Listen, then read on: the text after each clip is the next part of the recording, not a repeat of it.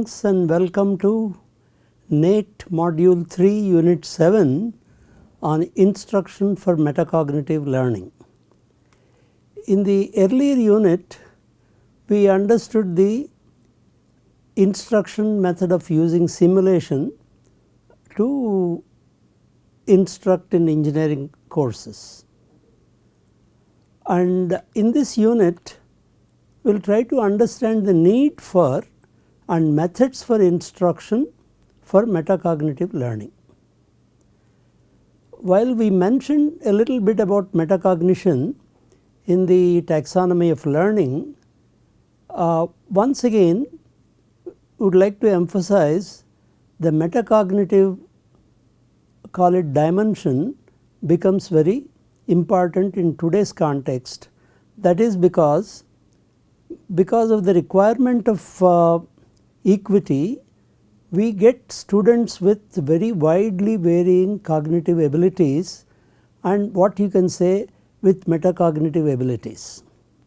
And that is the reason why in many of the institutions the teacher has to take the metacognitive abilities of the students into consideration and also facilitate them to learn. Besides that, some of the program outcomes, more importantly PO12 related to lifelong learning, requires significant abilities of student with respect to metacognition. And first let us briefly define what metacognition is. It is thinking about one's own thinking, simply stated, but you need to spend some time in understanding what that is. It is also the ability to assess our own skills, knowledge or learning. That means every individual should be able to assess one's own skills and one's own level of knowledge and also how he learns in any particular situation. If we do not have awareness of that, it becomes difficult to improve in that dimension. And also it is a person's awareness of his or her own level of knowledge and thought processes. So all of them they state the same thing, but stated in different ways. So metacognition is really your own awareness of how you think or what you already know, what you do not know, and how you actually think about something. All these processes are considered to be part of metacognition. So this ability of being aware of these processes or contents will affect how well and how long a students study, how much and how deeply students learn. So both the issues are very important, especially in institutions where you have a wide spectrum of students with cognitive abilities spread over a wide range. And let us look at a little more informally what metacognitive ability means. It means using learning goals, success criteria and descriptive feedback. So first thing is, student should know what is the goal of his learning. For example, in any subject he should be able to be very clear what is it that he should be able to do at the end of some learning, which we stated as, these learning goals are stated as outcomes. In the case of a course, they are course outcomes. And when do you say that you have attained them? What are the success criteria? And also when somebody gives you feedback, how do you make use of it? So metacognitive ability means you are aware of all these things. And it also means recognizing how attitudes and habits influence learning. Obviously our habits and attitudes have a significant role in learning, and identifying, communicating and acting on learning preferences and strengths. And this is a habit that one should acquire over a period of time. Some people do, some people do not, but when it is mentioned to you, each student or including the teacher should make an attempt in identifying, communicating and acting on learning preferences and strengths. Okay. It also means assessing learning situations and developing plans of action. All learning situations are not the same. For example, you can have a descriptive course, you can have a laboratory course, you can have a mathematical course. So, what happens, each learning situation is different, and for each situation you should be able to develop a different plan of action. So, that is a metacognitive ability. Good students have these abilities, they may not be aware of them, they may not be using this language, but good students seem to be having this metacognitive ability. It also means reflecting on learning and engaging in conversation about one's own thinking.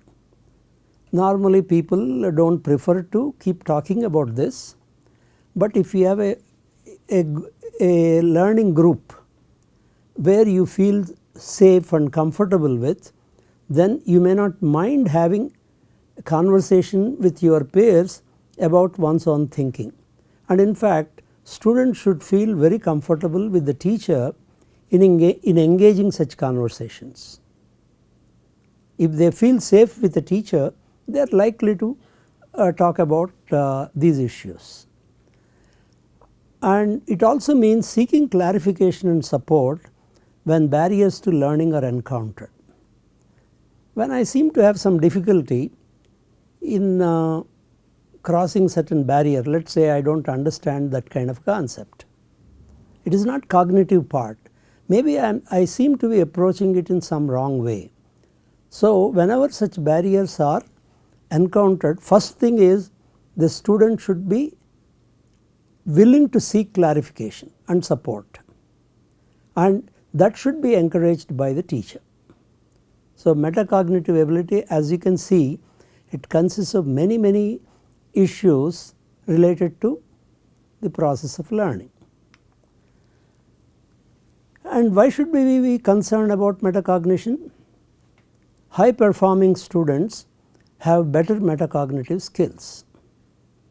It has been observed that you do not have to particularly focus on their metacognitive skills. They learn, or when they have barriers they will ask questions, discuss with them, and you have no issues about this. Teacher does not have to spend too much time about facilitating this metacognitive learning. Whereas weaker students typically have poor metacognition besides other things. He may have weaker cognitive abilities, but also has poor metacognition. Poor metacognition is a big part of incompetence. All students are not equally competent. So, metacognition happens to be a big part of incompetence, and if teacher is aware of it, teacher may find some ways of helping the students when they have issues related to metacognition. So, students with poor metacognitive skills shorten their study time prematurely, thinking that they have mastered course material that they barely know. Okay, you read for a little while and then you think you have mastered and then move on, and they become grossly overconfident in their levels of understanding, and also they underestimate or overestimate their performance in tests and make very poor study decisions. So, students with poor metacognition are likely to do some or all of these errors in their learning. Okay, now let us formally approach metacognition. Metacognitive elements of this metacognition are metacognitive knowledge, metacognitive monitoring, and metacognitive control. Sometimes the monitoring and control are together referred to as regulation by many researchers in this area. So, you can treat it as the elements as two, knowledge and regulation, or knowledge, monitoring and control. So, let us look at what is metacognitive knowledge. Metacognitive knowledge is knowledge of tasks and content. That means I should be able to really know what is the task that needs to be performed and what are the contents of the task. And also this knowledge consists of knowledge about cognition and cognitive strategies. So, further classifying that, so first part is declarative knowledge, what different types of strategies are available for memory, thinking and problem solving, etc. That means what are the strategies that I have, that I know of. I am not practicing it, I know these are the strategies that are available for doing, that is putting it in the long term memory or for thinking or problem solving. I know that these are the strategies available. And then what I need to know? Procedural knowledge, how to use and enact different strategies. So, if I know a strategy, I know the procedural knowledge of that, how to actually use that strategy. And there is a third aspect, namely conditional knowledge, when and why to use different cognitive strategies. Actually, if you look at the procedural and conditional knowledge, they are also part of what we call the cognitive level of applying something, how to use and enact different strategies. I should have the procedural knowledge.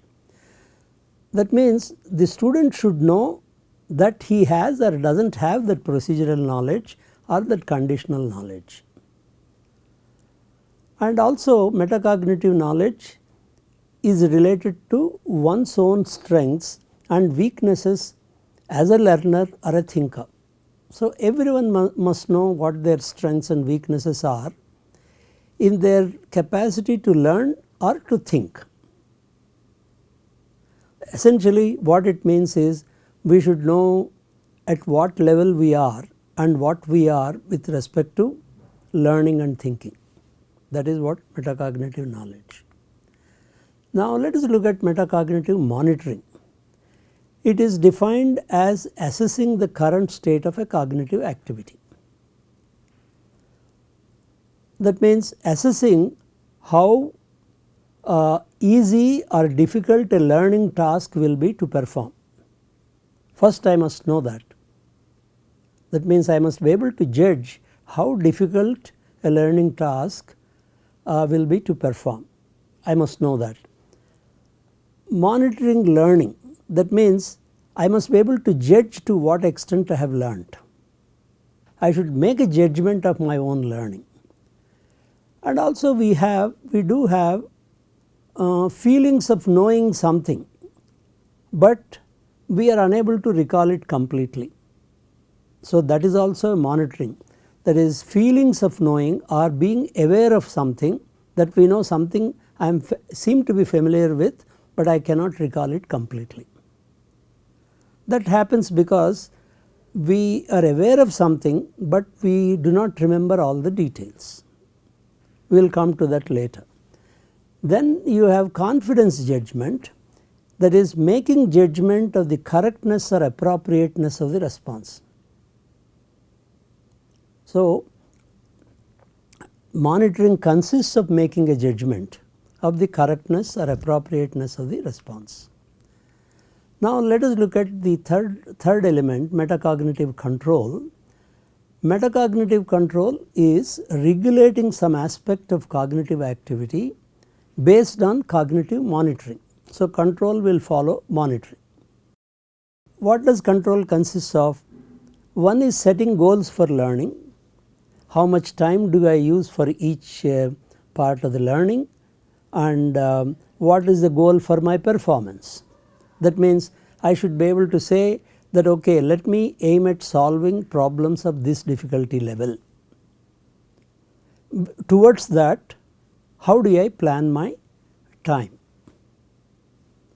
The And the second part is making decisions about strategies to use for a task and when to change strategies for performing a task. I should solve this kind of problems, this variety of problems before we get into a particular problem of choice. That means one strategy is solve easier problems before we move on to the more difficult problems. That is a kind of a strategy selection. And also a student should be able to allocate resources. What are the resources he has? Like time that he wants to spare, and the amount of effort he wants to put in, and also the pace of learning. All these are his resources, and he should be able to control and regulating these three resources we are talking about: time, effort and pace. There is also another dimension, another way of another aspect of metacognitive control, what we call volitional control. There is control of and regulation of motivation, emotion and environment. Let us take the first two, motivation and emotion. And whenever we have mild difficulties, we suddenly say you get irritated, you get bored or you do not like it, and suddenly because of that you lose motivation to continue. So, this volitional control is something that every student will have to master. That means there will be so many instances where such experiences leading to irritation because of the task or the environment that come, you should be able to sail through that. That means you must have volitional control. Some people do have, some people do not have. It depends on how strongly they feel about irrespective of the environment issues or situational issues that you are willing to put the effort. And obviously metacognitive control decisions influence the direction and the way learning will continue. So, all these activities have significant influence on the way the learning continues. So, why we are getting into this level of detail is, if you know all the detailed processes, all the things that can happen with regard to this, the teacher may be able to help at least with some of them. Of course, teachers are not trained psychologists, but at least if you are aware of all these different processes, maybe in tuition or by experience, you may be able to help the students to overcome some of the limitations in this. Otherwise, some good teachers intuitively may have that ability without formal training, but we are not, you cannot afford to say that we are all intuitively great teachers. One will have to spend time to learn many aspects of the issues related to the students. And now once again we want to ask the question, why examine metacognition? Having known the elements of it, let us re-ask that question, why metacognition? In today's context, we require the ability to engage with and transform increasingly more information across single and multidisciplinary contexts. That is one of the requirements today, because the kind of information that is available on the internet and our requirements to engage with much more knowledge than what is required, one of the reasons why we need to examine metacognition. As access to information is continuously increasing, the process of accessing, choosing and distilling information will become a major task. In today's world, for everyone irrespective of the discipline, that is a major task. Otherwise, you will end up spending any amount of time reading and working with some unrelated and useless information for you. Institutions and educators require students to undertake independent learning, in increasingly less directed environments. At every stage, for every part of it, somebody like a teacher is not available to make a decision for you, you do this or do not do this. So, we have to become autonomous learners. When you want to become autonomous learners, your metacognitive knowledge should be improved. Otherwise, you will not be able to become an autonomous learner. So, improving and fostering metacognition learning is one way of doing this to meet the requirements of today's world, that is, you must become autonomous learner. To become an autonomous learner, you should have a better metacognition. So, who is a metacognitive person?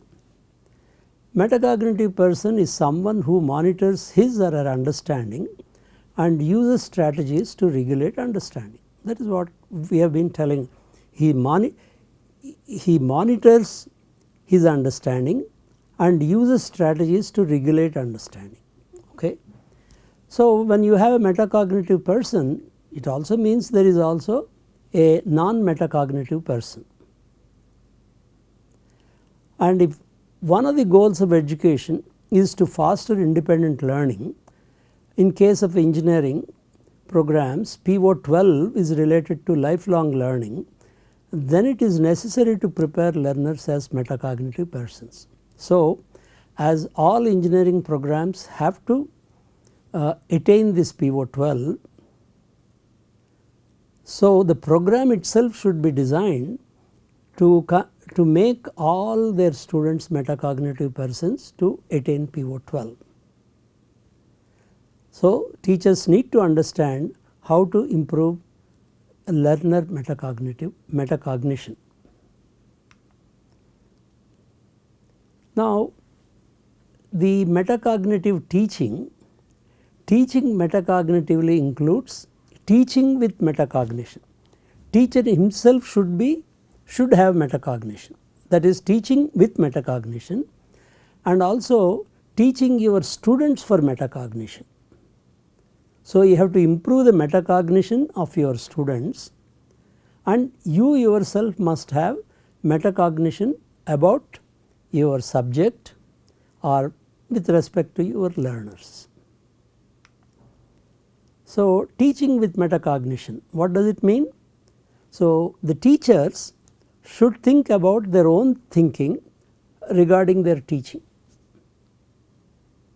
So, each teacher will have to say, how am I teaching, why should I follow, why am I following certain procedure, what should I teach. So, all the thinking process related to their teaching is what we call metacognition of the teacher. Teaching with metacognition includes reflecting on instructional goals. First of all, you must have very clear instructional goals, and these will include the course outcomes and the POs they are mapped into, how much time we have, at what cognitive level are we talking about. So, he must have clear instructional goals and think about that. And also, what kind of students do I have? That means their characteristics and needs, I must have an idea.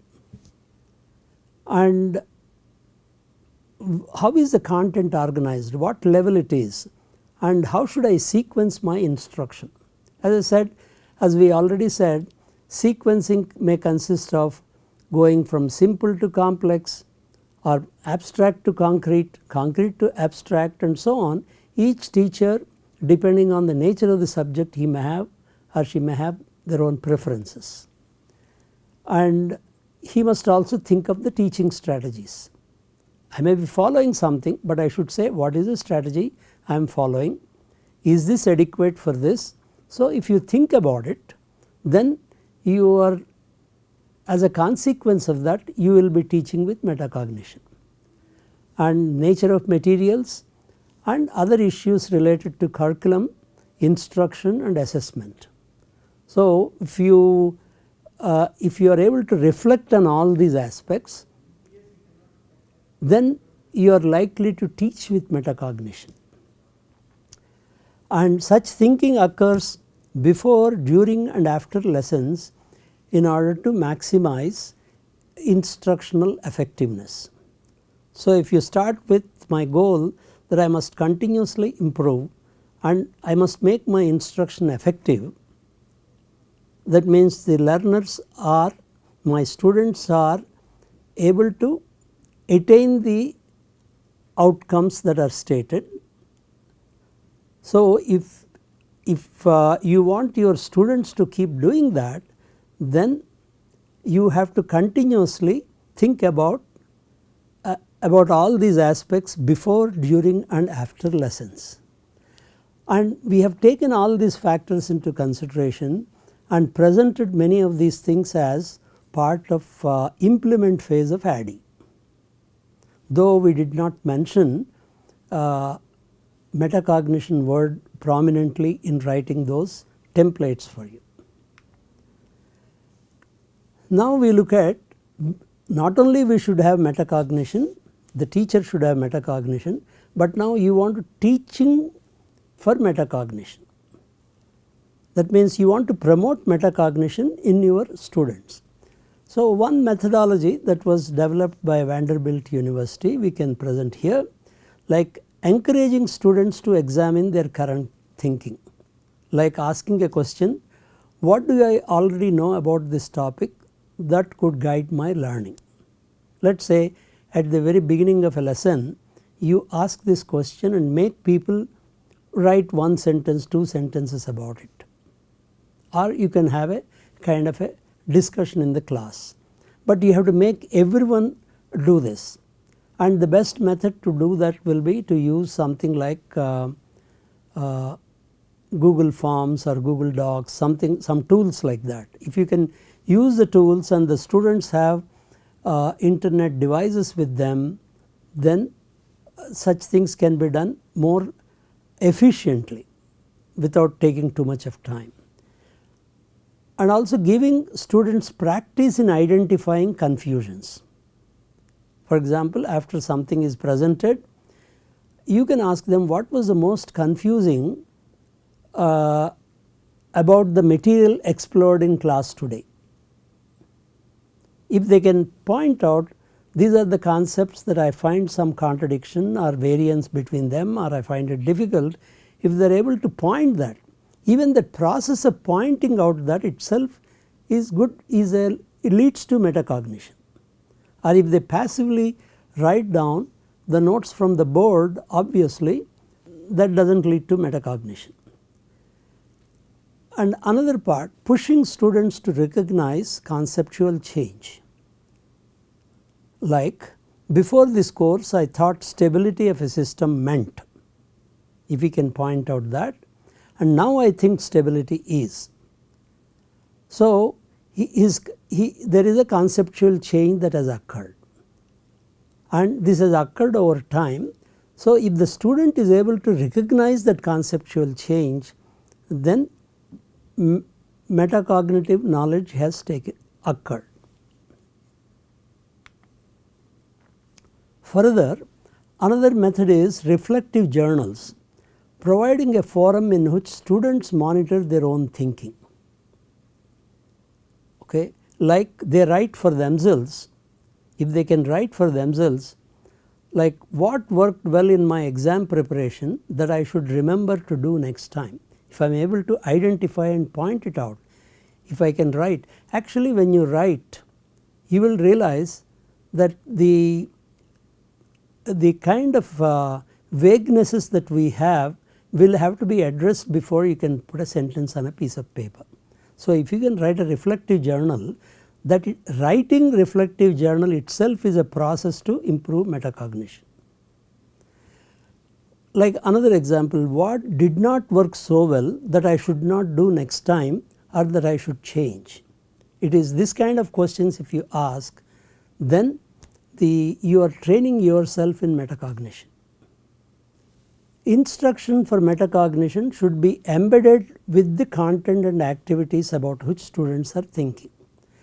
So, the teacher should be able to embed the instruction for metacognition with the regular content of the course or activities that you are following. It is not as if you are having a separate set of hours dedicated to addressing metacognition. If you are able to weave these things that promote metacognition, it will be good. It is most effective when it is adopted to reflect the specific learning context of a specific topic, course or discipline. There is always a context that is associated with anything that you learn, okay? And they should be able to reflect on the specific learning context. For example, if you have solved a problem, what is the context of that problem? How many assumptions have been made? If you are able to reflect on that, then your metacognition improves. In explicitly connecting a learning context to its relevant processes, learners will be able to adopt strategies to new contexts rather than assuming that learning is the same everywhere and every time. This is most important especially in engineering, where you are applying your knowledge to, or you are doing your cognitive activities in a context that is very different from what was done in the classroom. And to do that, if you are aware of the context in which you have learned, you will realize that you need to change, that the strategy to be adopted to solve the new problem or a real world problem, that has to be different from what you have learned earlier. For instance, students' abilities to read disciplinary texts in discipline appropriate ways would also benefit from metacognitive practice. Now, we will try to present a case of introductory programming course. Internationally, this particular course, that is whatever name you give, problem solving through programming using C or Java or whatever, Python or anything like that, is a compulsory course for practically all people. And internationally, this has a very high failure rate and a dropout rate. But in India, dropping out is not an option. And most engineering institutions in India achieve high pass percentage in this course, and dropping out of the course is not an option. Institutions achieved this by making students learn a fixed set of programs. Somehow over a period of time, all the institutions have, by trial and error, came to the conclusion practically this is what is followed in most of the affiliated colleges, that is what do you call non-autonomous institutions. They learn a fixed set of programs. Some 20 programs or 25 programs are given covering all aspects of the course, and assessment methods are also based on the students' ability to reproduce these programs in the lab. That means the code is given in the classroom and they have to reproduce this code. They cannot even give an alternate code which works. If you change the code from what was given in the class, you will not get marks. So, what happens by that process, you are not allowing the students to explore.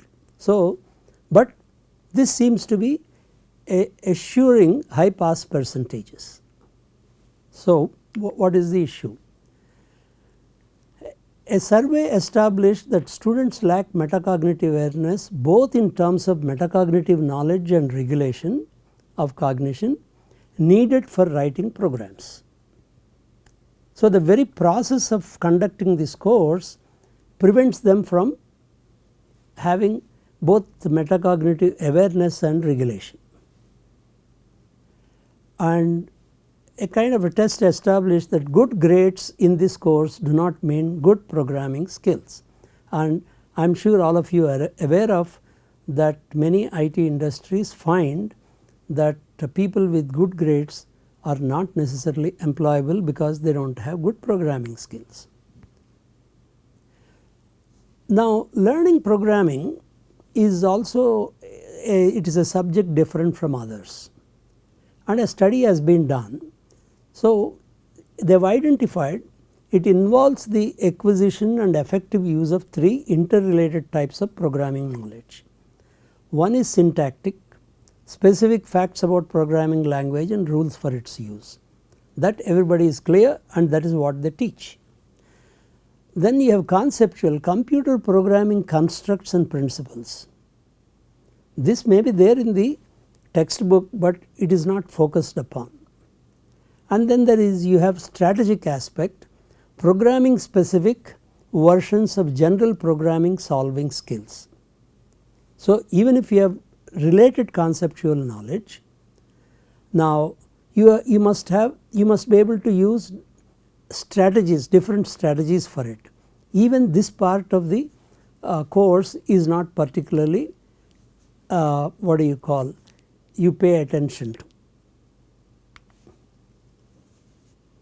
Now, what are the instructional practices that you have? Most introductory programming courses seem to foster the development of syntactic knowledge and not put enough emphasis on the development of conceptual knowledge nor strategic knowledge, which is left to unguided discovery. The students have to somehow, some people will find by trial and error or reading more or trying to solve problems, sometimes they give up, but that discovery is unguided. So, obviously all students will not be able to do, and a large amount of instruction in programming involves letting students proceed by trial and error, and as if the ultimate instructional goal was to simply to get programs to work.